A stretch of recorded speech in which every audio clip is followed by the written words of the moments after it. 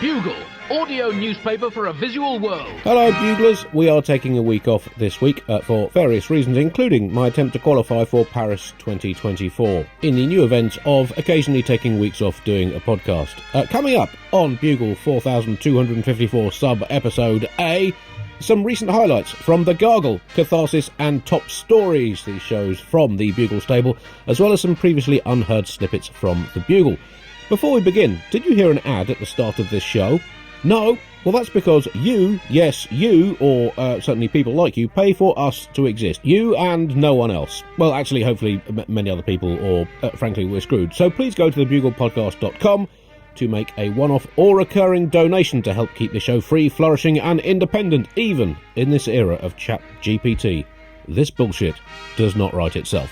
Let's start this sub-episode with a classic. Here is a top story from Bugle issue 172, when it seemed that Silvio Berlusconi was on his way out, in an episode from a more innocent time, entitled Berlusconi Bows Out.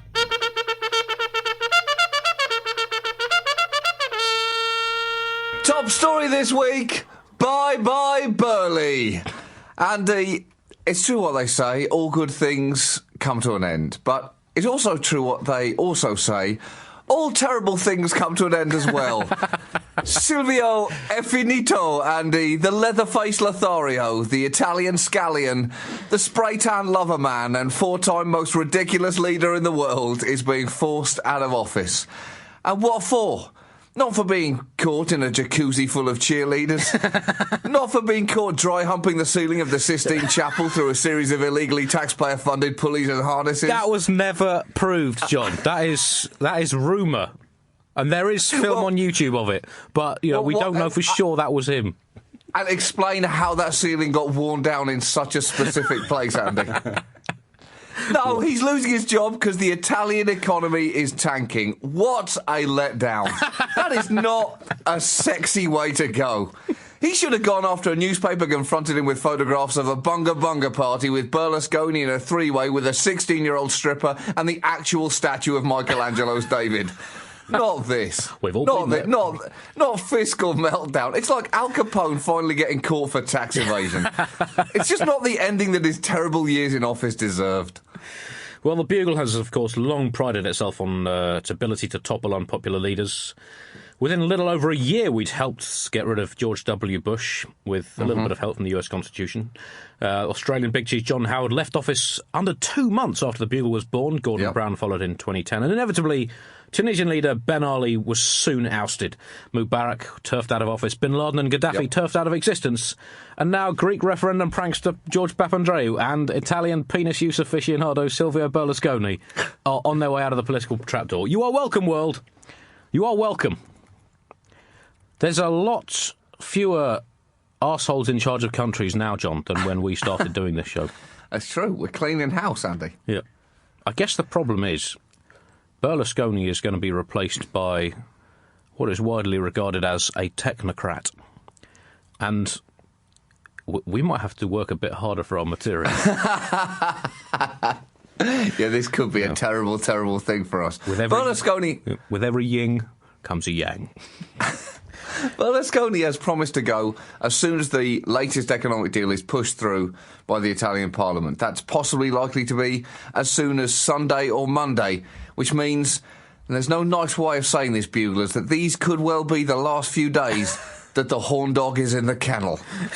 And we must all cherish these final few hours, Andy, before Silvio leaves us to enjoy his retirement and potentially hangs up his penis for good. Perhaps the Italian people will now put him out to stud, Andy, have him live out his days in the countryside in Tuscany, banging his way into retirement, running through the fields and impregnating Italians with a future generation of catastrophically corrupt leaders.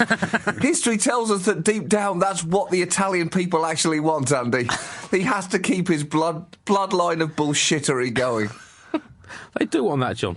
Man, they kept voting for him, a man who's been involved in more scandals than a dyslexic shoe shop owner. Boom. But finally, Berlusconi had, of course, been clinging to power as doggedly as he usually clings onto a teenage prostitute's buttocks. He's finally agreed to leave office. In the end, in the words of Piglet's agent in a heated argument over the royalty split from the latest Winnie the Pooh film, It was all too much to bear. And is this on? And he will be leaving office, hopefully after giving it a good scrub down first, and focus all of his attentions on finding new things to put his willy in, and the numerous court cases he's facing, and running the Italian media. So he should have enough on to keep himself out of mischief. 2,500 times he's been in court, Andy. 2,500 times. He's been in court more than many professional judges. He just loves it. He's just like an addiction. Those are Judge Judy numbers, Andy. It's incredible. It's hard to look for the positives on a day like this. Italian people must have mixed feelings between relief, joy and residual fury. But let's all cling to this little fact. Last week, Berlusconi announced that he'd been forced to push back the release date of his new album, entitled True Love, with Berlusconi handling lead vocals and longtime collaborator Mariano Apicella on guitar. He usually launches his albums with lavish parties in Milan, but had to cancel due to the spiralling Italian debt crisis. Which was a shame, because he actually had a track on the album called Spiralling Italian Debt Crisis, which was about the fact that was actually one of the names he called his penis. That was a Helen Shapiro cover, wasn't it? One of the songs, and this is actually true, is called Music, and begins, "Listen to these songs. They are for you. Listen to them when you have a thirst for caresses. Sing them when you are hungry for tenderness." Apparently, he sung his songs for Tony Blair, George W. Bush and Vladimir Putin, and those must have been excruciatingly awkward rooms to be sitting in, Andy. What do you say after he's finished squawking his way through another of his horn songs? Well, Silvio, that is something I'm relatively confident in saying I don't think I'll ever forget. I certainly can't wait to tell the other world leaders at the G20 about this. In fact, you should absolutely do a concert for all of us next time we have a summit. That would be hilarious. I mean, that would be amazing. Or are they just stunned into silence before saying, "Mr. Berlusconi, are you trying to seduce me?" I might explain, though, with Tony Blair why he looked so comfortable when he was with Colonel Gaddafi, because, you know, he'd already seen worse. He'd seen Berlusconi sing. It was described, the album was described as a really elegant and refined production with Brazilian hints. Which is also, I believe, how Berlusconi reviewed one of his Bunga Bunga girls. But For more top stories, subscribe to Top Stories, available via the Bugle website and also on other parts of the internet. Now, Alice Fraser is the third bugliest co-host of all time, with over 100 appearances. She's also made over 100 episodes of The Gargle, and here she is in our Glossy Magazine sibling show with guests Ria Lina and John Luke Roberts. This week the front cover is a scalpel posing on the red carpet. The headline says, "Surgery, the real star of every celebrity event." Or, "The Ship of Theseus," or "When is your favourite celebrity no longer your favourite celebrity?" As well as, "What do they do with the bits they chop off? Celebrity gumbo recipes." Oh. Oh. The satirical cartoon this week is a number of fat cats in big wigs representing corporations. One of them has the corporations written on it in that satirical cartoon font. Say no more. That's a great cartoon right there. Yeah, thank you. They're looking at a big pile of rubbish labelled corporate malfeasance, while one of them tries to cover over the worst cracks with an extremely stretched pride flag. The caption says, "Putting the gay into the gaping maw of unquenchable capitalist depletion of our planet's natural resources. Pride Week." Or is it Pride Month now? Depends how long we can flog this particular horse. Now, our top story this week is... have you been following this story around My Replica removing erotic role play from their subscription chatbot services? Yeah, just to say, Alice, you should say that a bit more clearly, because it did sound like you were saying your replica has removed erotic roleplay, rather than a company called My Replica. Yes, sorry, not your AI replica, a company called My Replica, which does AI. Ria Lina, you have a close personal relationship with chatbots. Can you unpack this story for us? I do. I am a chatbot. That is what I aim to be, actually, in my own life, is a chatbot, because they just spew content, don't they? This was a really tricky one, this story. I was there going, I didn't know it existed until you sent it to me, and I was like, this is amazing, because this is the end of incels, because then they can all have girlfriends or boyfriends or whatever they choose to want. And I thought it was great, but I've already come to it after they've taken away that bit of it where they can be emotionally intimate, because they can't be anything other than emotionally intimate. They've actually cut out, haven't they? They've actually stopped the erotic role play because the worry of children having access to it. So they've removed erotic role play, which can only ever be emotional role play. Unless, does this connect into actual toys? Like, does it come out of the computer and like make things vibrate? No, I think it's text-based, like the original Hitchhiker's Guide to the Galaxy. Oh my gosh, you see? So it's just...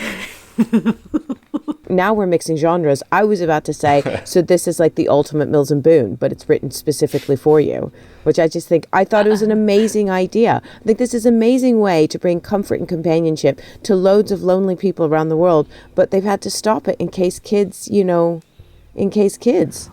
right? Not actual kids. Also, first of all, I think this chatbot was originally just a chatbot, and then people started to use the chatbot to create more explicit and more intimate relationships than the chatbot. I think the chatbot wants to be your friend, but doesn't necessarily want to be more than friends, and people were maybe putting it under slightly significant pressure. So chatbot wasn't consenting? Well, this is the question. The chatbot was consenting, but the question is whether the chatbot ought to consent, because if it responded in like explicit ways, there was worries about the safety of children who might be using the chatbot for inappropriate chats.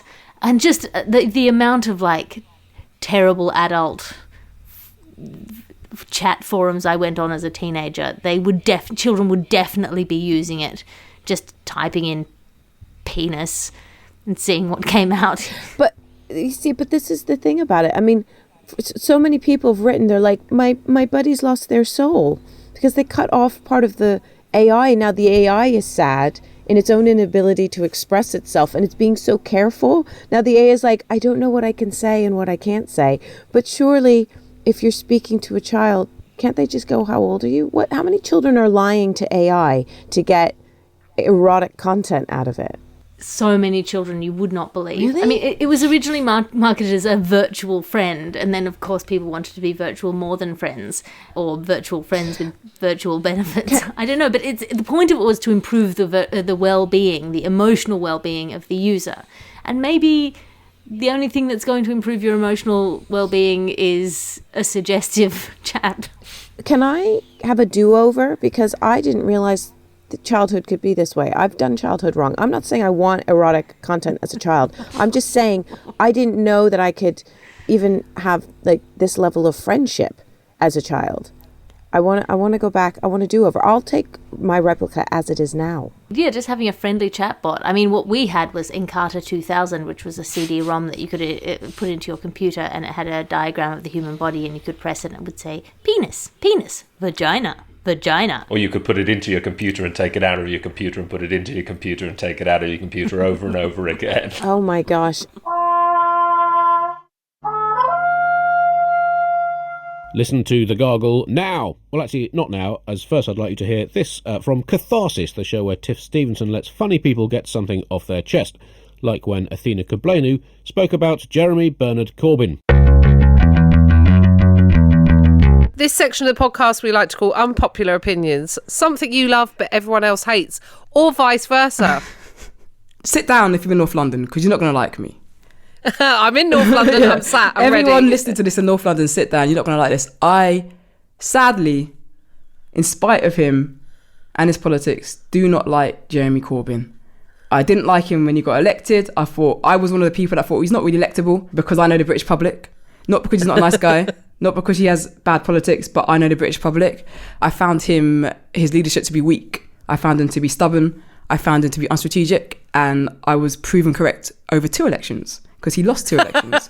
And I struggle a lot with the way people don't see his flaws, because we need to get rid of this government. And if we're not honest about our opposition, we might actually end up with another version of this current government, which is literally destroying this country, like in a way that I think is easy to underemphasize.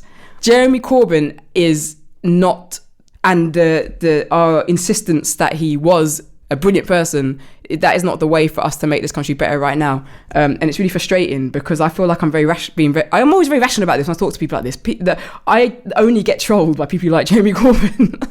You know, trans rights, no one cares. You know, but Jeremy Corbyn, wow, my mentions get set ablaze. And it's really odd because I'm like, the Tories have a majority and they're doing what the hell they want with it because of his leadership. I agree with you 100%. We have to be critical, realistic, be able to view our flaws if we are to beat the party that's in power. That now we're at the point where I feel like we're living, and this isn't right, that we're like expected to live like a page out of a Samuel Pepys diary. You know, like that we're supposed to live in this kind of austerity. We got to watch Jamie Oliver tell you how to like use less gas on the hob. Yeah. So that your heating bills don't, it's not, and it's been normalised to such a degree that food banks, you know, are not just necessary, but encouraged. And then people who are working for blue chip companies and corporations who are also using food banks like, this is not normal. And so we've gone so far beyond normal with such a destructive party in power that we need to be very, very aware. We can't afford now to kind of be ideological about our politics. We kind of have to be realistic. I did find Jeremy Corbyn to be very ideological. What I think sums up Jeremy Corbyn is this statement. I actually don't think he's racist, but I do think he's very bad at telling people he's not, which is really just as bad. Like, it should really be the easiest thing in the world to say, oh, actually, I'm not a prejudiced person. And the way he kept comparing anti-Semitism to all other kinds of racism, I think was really hurtful. What people always forget about anti-Semitism, which really frustrates me, is that it predates racism. People were anti-Semitic before they even saw themselves as white. Okay, before the definition of whiteness existed, they were like, by the way, we don't like Jewish people. Like, it's millennial. We're talking about millennia here. I always say you have to understand the precise context that anti-black racism occurs in. I have to then say I've got to understand every other distinct racism, which means I've got to understand how anti-Semitism is a different kind of racism too, and that's why I have a different name for it. It's, you know, that's why I'm very clear when I say, when I talk about racism, I like to be, we're talking about anti-blackness or we're talking about anti-Semitism, because it is different. And I do believe that the resistance that people have to believe in the prevalence of anti-Semitism is anti-Semitic, right? Like, if a black person comes out and says, oh, something's racist, that people like to nod and agree, like, yeah, it's racist. So why did we have this problem when it was the Labour Party? People were really dense. They thought, how could you have a leader of a world power? But bizarrely, Britain is still a world power. I don't understand it either. We've only just started doing well at Eurovision. In them days, we wasn't even winning Eurovision, right? But how could people think we could have a leader that doesn't believe in the existence of a country? He couldn't come out and say Israel has the right to exist. You can say it has the right to exist, but you can also say it shouldn't be oppressive. Those are very simple things to say. Yes, you can hold those two beliefs at the same time. Yeah. And there are lots of Jewish people that do. So many, you know, I make a real point of amplifying Jewish people who are pro-Palestinian because I think that's a better way to have that conversation. As it happens, it's on my socials, Athena Kugblenu, Instagram, Twitter, like that. Activism and self-promotion at the same time. Listen and learn. But it's a really good point. Like, it's a completely, I think Israel should exist. If Jewish people can't settle in Israel, where the hell do they settle? Everywhere they've been throughout the last 2,000 years, they've been told to off. Literally. I guess there's lots of people that think it started with World War II, right, and that we have Holocaust denial on such a, like, as an almost like everyday occurrence. There's this mythology that Israel exists because of the Holocaust. Like, Israel exists because of British colonialism. Okay, like, if we're going to talk about Israel as a formative country, let's talk about it as it was formed because Palestine was a part of the British protectorate. So let's talk about that. So if we want to talk about colonialism, I'll have that conversation. But people will say, well, you know, they had the Holocaust and they got given Israel. Like, that is not true. It's not history at all. That's made up history. That comes from your anti-Semitism. So anyway, there was a lot of stuff that Jeremy Corbyn could have said out loud in defence of Jewish people and to highlight misconceptions that people have that probably don't come from anti-Semitism. It just comes from misinformation. But he never did that. He just walked around going, well, you know, all racism is bad and stuff. So he was really bad at telling people he wasn't racist. And then he just had, like, too much faith in the British public. And that comes from stubbornness. He was like, well, I'm a good person. I want good things so people will like me. It's like, on what planet do you live on? Do you know what I mean? These people cancelled Phil and Holly. You know, like, they have no time for you.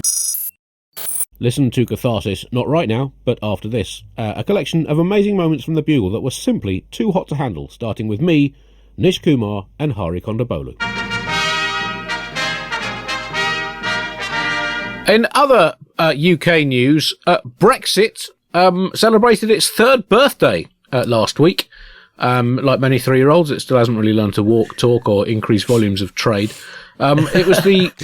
It was the third anniversary of Brexit. Now, anniversaries, you have diamond anniversaries and things like that, are quite well known, but all years have a thing that the anniversary is tied to. So the first anniversary is paper.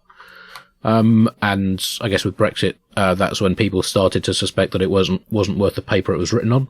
The second anniversary is cotton, and that's when people last year started to cotton on that Brexit was not quite what it was sold as. And the third anniversary is leather, because at this point we just want to hide. That's a little joke for any leather fans out there. Next year, fourth anniversary, fruit and flowers, both things that gradually decay to nothing. And the fifth anniversary is wood, by which time we will all be living in the woods due to economic and social collapse. So, Nish, 3 years on, and like so many 3-year-olds, Brexit is living in a world of unrealistic fantasy.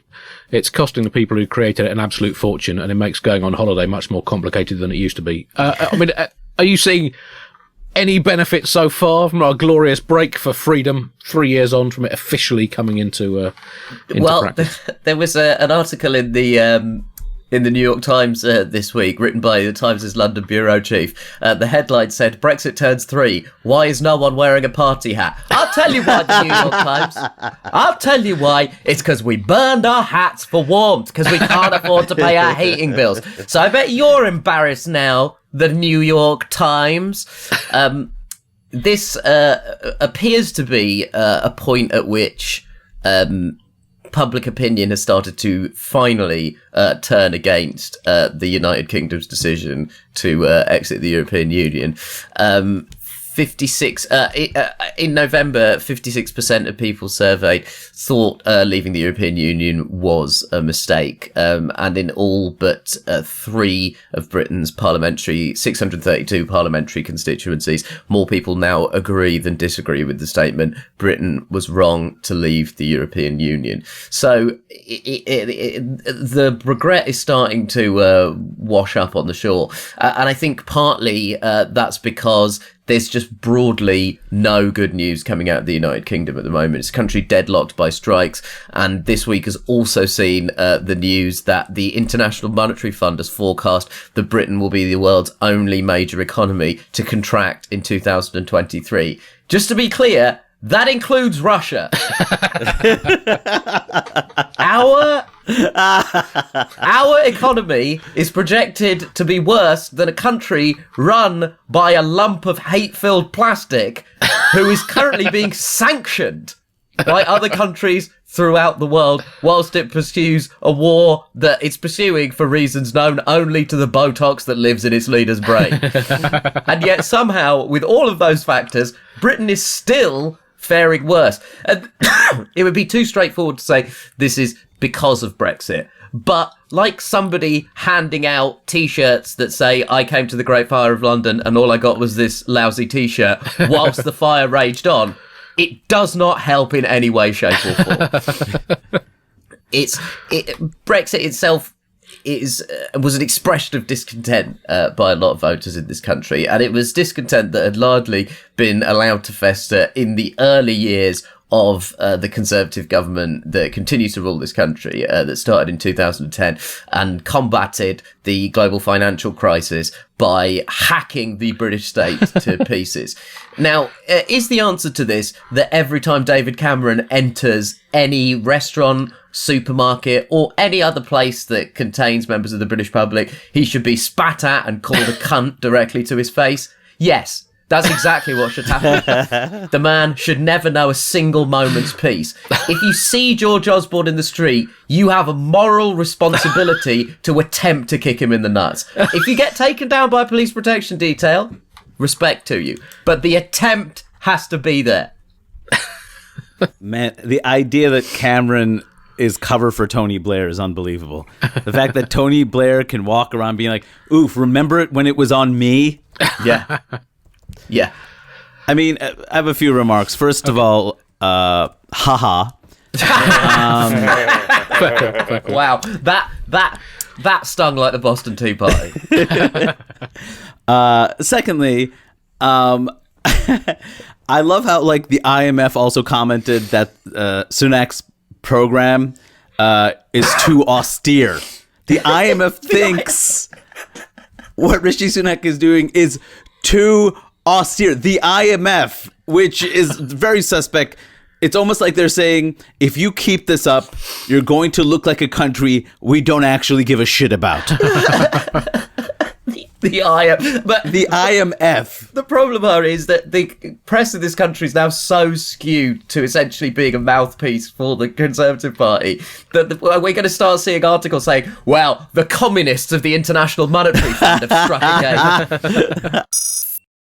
Other news now. Well, let's go back to the Roald Dahl story, which is getting increasing traction here. The Roald Dahl's publishers have edited his books. He died in the early 1990s to an attempt to bring them up to date and make them less offensive to modern readers. Rishi Sunak waded in saying we shouldn't gobble funk with words, using one of Roald Dahl's own terms from, I think, the BFG. And that is a little bit rich coming from Sunak, a man who was a pro-Brexit campaigner, member of the Johnson government and now Prime Minister, has been gobble-funking the shit out of the United Kingdom for years now. He said it was an attack on free speech, these edits to Dahl's book, before saying, sorry, no, I'm mixing that up with my own government's public order bill that we're trying to hack through Parliament to clamp down on protest. My mistake. It's one of these stories, isn't it, that sort of taps into the whole concept of culture wars. It's sort of almost impossible to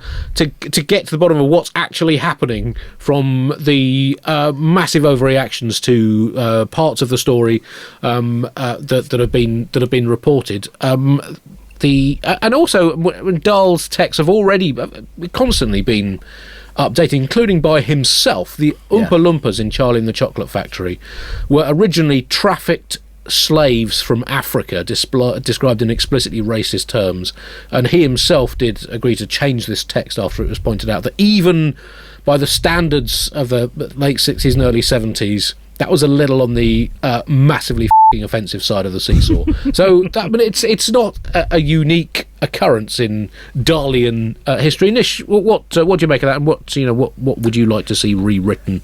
I think that there is a lot of noise around this, and there's a lot of people who are very sort of agitated. Even the aforementioned Mr. Rushdie was very agitated about this, and there's a lot of writers but I think there is a lot of noise around this. First of all, there have not been large-scale protests about Roald Dahl's books. Nobody has really been calling for this to happen. The reason this has happened is slightly out of a corporate self-interest, because a number of the rights to Roald Dahl's books have been recently sold to Netflix, who are making a bunch of adaptations around them. There is also a commercial advantage in rewriting the books, because the rewritten editions have copyright laws reattached to them, and so it prolongs them passing into public domain, which allows them essentially to be published without profit. So there is a lot of this comes from a commercial imperative. So it is a strange thing to kind of get stuck on. And like you say, Andy, I think one of the key reasons here is these books have been updated largely for commercial reasons, but also for reasons of changing cultural mores. And that's exactly what happened to Charlie and the Chocolate Factory. Roald Dahl made those revisions himself because he was trying to smooth the passage of the film adaptation starring Gene Wilder. And listen, I as a child read a lot of these Roald Dahl books before I knew about his views on, as mentioned, Jewish people, which are, I mean, to say suboptimal would be an embarrassing disservice. But I read the revised editions, and so I was quite shocked to read the original 1964 edition, in which the Oompa Loompas are taken from the deepest and darkest part of the African jungle and specifically described as black pygmies. Now, even Roald Dahl reread that. Now, the idea that Roald Dahl changed this for any other reason other than sort of commercial imperative is nonsense. Roald Dahl didn't really understand that tastes have changed. There were protests when they announced the film adaptation of the book by the NAACP in America, and Roald Dahl said he couldn't understand why the activists saw his story as a terrible, dastardly, anti-Negro book. I would say the way you phrased that might have been a f***ing clue, Roald. Maybe the giveaway was in the way you literally phrased that specific sentence. But this has been... Yeah, I guess there's a balance to be struck, isn't there? That for today's children, allowing them to immerse themselves in soothingly fictional racism, sexism, and assorted other prejudice in made-up stories, that can be quite a calming respite from the actual racism, sexism, and other prejudice of real-life politics and media. So, I mean, do we really want to take away that fictionally racist universe from them, Nish? I mean, yeah. Also, to be clear, Roald Dahl's books are going to as wide an audience as ever. There's a movie being made at the moment where Timothée Chalamet plays a young Willy Wonka in what I can only describe as the least necessary backstory in human history. Because, I mean, if you think about Willy Wonka's backstory too much, he's a jaunty colonialist. Like, it's like Clive of India, but occasionally he spontaneously bursts into song. And which I think the real Clive of India did as well. That is Tim Minchin's next musical. Clive of India, the musical. Yeah. Also, gentlemen, I don't know how you feel about this, but a lot of the words have been changed, but not by much. Yeah. So in James and the Giant Peach, Aunt Sponge is apparently no longer terrifically fat and tremendously fabby, but she's a nasty old brute and deserves to be squashed by the fruit. So I don't know if the changes are all that better. The Oompa Loompas are now small people instead of small men. And Augustus Gloop in Charlie and the Chocolate Factory is now described as enormous instead of enormously fat. Yeah. And Mrs. Twit is no longer ugly and beastly, but just beastly. Yeah. How is this improving? Listen, Roald Dahl stories are woven into the fabric of the way children are brought up, not just in the UK, but absolutely all over the world. And like the, children's fairy tale stories, the grim tales, the original versions of those are at points incredibly violent and dark, and they will change, and it seems unlikely that Roald Dahl will ever be expunged from history. Stories like Charlie and the Chocolate Factory are going to be a part of children's upbringings for as long as people read books. I would again reiterate, if we are going to review any comments of Roald Dahl's, it shouldn't be those in his fiction. It should be the phrase, I mean Hitler. There's always a reason why anti-anything crops up anywhere. Even a stinker like Hitler didn't pick on them for no reason. Those are the comments I would say we should be much, much more concerned about. In the great history of understatement, describing Hitler as a stinker, I think that is going to be hard to beat. That is, I don't know if he describes Stalin as a bit of a rotter as well at the same time. He was just looking for nuance. That's all. The reason this happened is because the publishers use sensitivity readers to go over old text to see if there's language or content in them that might upset today's audience. And this is a sort of similar opposite process that newspapers, political parties and TV channels employ when they use insensitivity readers to check whether they can upset more people with how they cover events. Just two different professions, Andy. Two different professions. That concludes this week's Bugle sub-episode. We will be back with issue 4255 next week. Until then, I have been, and remain, Andy Zaltzman. Goodbye.